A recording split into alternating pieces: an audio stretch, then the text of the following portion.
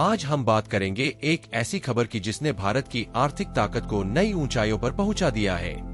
जी हां दोस्तों, भारत के गोल्ड रिजर्व की वैल्यू हाल ही में रिकॉर्ड स्तर पर पहुंच गई है और यह सब आरबीआई की स्मार्ट रणनीति का कमाल है।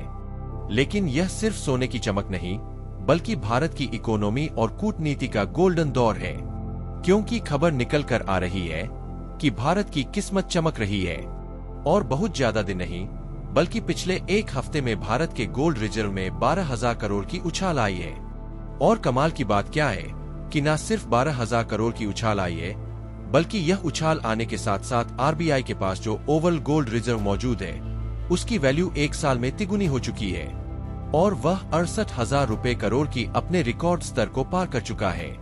कहने का मतलब यह है कि एक तरफ डॉलर की डोमिनेंस को रुपया धीरे धीरे रिप्लेस कर रहा है और दूसरी ओर भारत का फॉरेक्स रिजर्व और साथ ही गोल्ड रिजर्व एक के बाद एक नए धमाके के बम को छोड़ता जा रहा है, जो कि इस समय मची वैश्विक उथल पुथल को करारा जवाब दे रहा है।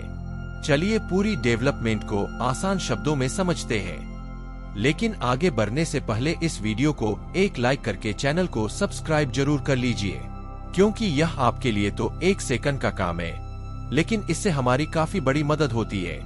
तो देखिए, सबसे पहले समझते हैं कि गोल्ड रिजर्व होता क्या है। तो इसके लिए आपको बता दें कि गोल्ड रिजर्व वह सोना है जो किसी देश का सेंट्रल बैंक जैसे भारत में आरबीआई अपने पास रखता है, जहां यह सोना देश की आर्थिक स्थिरता का प्रतीक है। अगर इकोनॉमी में कोई संकट आए जैसे लोकल करेंसी का मूल्य गिरना या विदेशी कर्ज बढ़ना, तो गोल्ड रिजर्व देश को बचाने में मदद करता है। लेकिन मेन खबर यह है कि अब सोने की लगातार बढ़ती कीमतों के बीच भारत के गोल्ड रिजर्व की वैल्यूएशन 80 रुपए करोड़ तक पहुंच गई है, जिसमें करीब 1,000 रुपए करोड़ की बढ़ोतरी तो अकेले पिछले हफ्ते ही देखने को मिली है। और फिलहाल के समय में भारत के पास 879 टन सोना है, जो दुनिया में 9वां सबसे बड़ा गोल्ड रिजर्व है, जबकि पहले स्थान पर है अमेरिका ने अपनी पोजीशन को बनाते हुए 8,133 टन। फिर सेकंड पोजीशन पर जर्मनी ने 3,352 टन गोल्ड रिजर्व को अपने देश में रखा हुआ है। लेकिन भारत ने पिछले कुछ सालों में अपनी रैंकिंग में जबरदस्त सुधार किया है, क्योंकि 1991 में भारत की इकोनॉमी संकट में थी। तब भारत को अपने गोल्ड रिजर्व का एक हिस्सा विदेशी बैंकों में गिरवी रखना पड़ा था।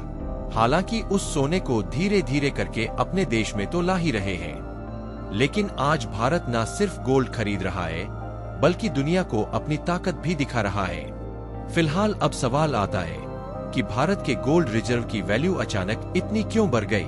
तो इसके दो बड़े कारण हैं, जिसमें पहला है सोने की कीमत में उछाल, क्योंकि अप्रैल 2025 में सोने की कीमत रिकॉर्ड स्तर पर है और इस समय 24 कैरेट सोने की कीमत 7,730 रुपए प्रति 10 ग्राम है, क्योंकि वैश्विक स्तर पर ट्रेड वॉर, कमजोर होता यूएस डॉलर और आर्थिक अनिश्चितता की वजह से सोने की डिमांड बढ़ी है, जिससे इसकी कीमत भी तेजी के साथ बढ़ती जा रही है। इसके अलावा आरबीआई स्मार्ट तरीके से खरीदारी कर रहा है। दरअसल आरबीआई ने पिछले कुछ सालों में गोल्ड रिजर्व बढ़ाने पर जोर दिया। 2024 में आरबीआई ने 72 टन सोना खरीदा और 2025 में भी यह सिलसिला जारी है। और आरबीआई ने केवल जनवरी और फरवरी का ही डाटा रिलीज किया है, लेकिन उसमें ही 2.8 टन से ज्यादा सोने की खरीदारी हो चुकी है, जहां आरबीआई ने लंदन और स्विट्जरलैंड जैसे मार्केट से सोना खरीदा और अपने रिजर्व को मजबूत किया। लेकिन जब आप पूछे कि यह जरूरी क्यों है, तो उसके लिए देखा जाए तो गोल्ड एक सेफ हेवन एसेट है। कहने का मतलब यह है कि जब दुनिया में भू राजनीतिक तनाव बढ़ता है, जैसे रूस यूक्रेन युद्ध या अमेरिका चीन ट्रेड वॉर, तो सभी देश गोल्ड की ओर भागते हैं। और इस बार भारत ने इस मौके का फायदा उठाया, क्योंकि यह ऐसा है जैसे तुम अपने घर में इमरजेंसी के लिए गुल्लक में पैसे बचाते हो, वैसे ही गोल्ड रिजर्व भारत की वह गुल्लक है जो संकट में काम आती है। दोस्तों, भारत का गोल्ड रिजर्व बढ़ाना सिर्फ आर्थिक रणनीति नहीं, बल्कि कूटनीति का भी मास्टर स्ट्रोक है। भारत ने गोल्ड रिजर्व को बढ़ाकर दुनिया को दिखाया कि हम आर्थिक और भू राजनीतिक स्तर पर मजबूत है। भारत ब्रिक्स देशों के साथ मिलकर यूएस डॉलर की डिपेंडेंसी कम करने की कोशिश कर रहा है। और हमने हाल ही में आपको एक खबर बताया था कि भारत ने ब्रिक्स समिट में लोकल करेंसी ट्रेड और गोल्ड बेस्ड ट्रेड सिस्टम का प्रस्ताव रखा, जो कि भारत की डिप्लोमेसी का बड़ा कदम है। और साथ ही अमेरिका के साथ बैलेंसिंग गेम भी भारत खेल रहा है।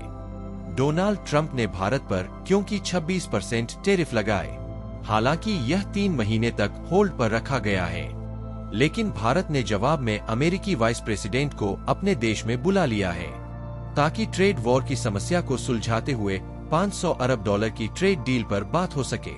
और भारत ने गोल्ड रिजर्व बढ़ाकर यह पहले ही साफ कर दिया है कि वह ट्रंप की धमकियों से नहीं डरेगा। इसके अलावा भारत ने रूस से रूपी रूबल ट्रेड शुरू किया, जिसमें गोल्ड की भी भूमिका है। चीन के साथ भी भारत गोल्ड बेस्ड ट्रेड बढ़ाने की योजना बना रहा है। इतना ही नहीं, बल्कि गोल्ड रिजर्व के साथ साथ भारत का फॉरेन एक्सचेंज रिजर्व भी रिकॉर्ड स्तर पर है, जहां भारत का फॉरेक्स रिजर्व $787 बिलियन तक पहुंच गया, जो दुनिया में चौथा सबसे बड़ा है।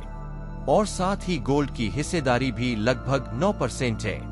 अगर इसे भारत के फायदे की बात की जाए तो ज्यादा फॉरेक्स और गोल्ड रिजर्व का मतलब है कि भारत विदेशी कर्ज आसानी से चुका सकता है और भारतीय रुपए को मजबूत बना सकता है। यही कारण है कि जो भारतीय रुपए डॉलर के सामने काफी हद तक डूब चुका था, वह धीरे धीरे अपनी खोई हुई ताकत को वापस पाना शुरू कर चुका है। और इससे भी बड़ा फायदा यह है कि ज्यादा रिजर्व की वजह से विदेशी निवेशक भारत पर भरोसा कर रहे हैं। और इसका नतीजा भी हम लोग देख रहे हैं कि जो भारतीय शेयर मार्केट डूब रहा था, वह फिर से अपनी पुरानी खोई हुई ताकत को पाना शुरू कर चुका है। जैसे तुम अपने घर में ज्यादा पैसे बचाकर रखो तो तुम्हें भविष्य की चिंता कम होती है। भारत का फॉरेक्स और गोल्ड रिजर्व भी ऐसा ही सेफ्टी नेट है।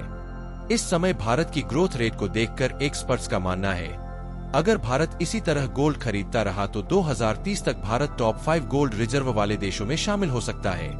क्योंकि देखा जाए, इतना सिर्फ भारत गोल्ड को खरीद रहा है, बल्कि भारत ने झारखंड और कर्नाटक में नए गोल्ड माइंस की खोज की है। और इस साल तो बिहार में भी गोल्ड भंडार मिला, जिससे भविष्य में इंपोर्ट कम हो सकता है।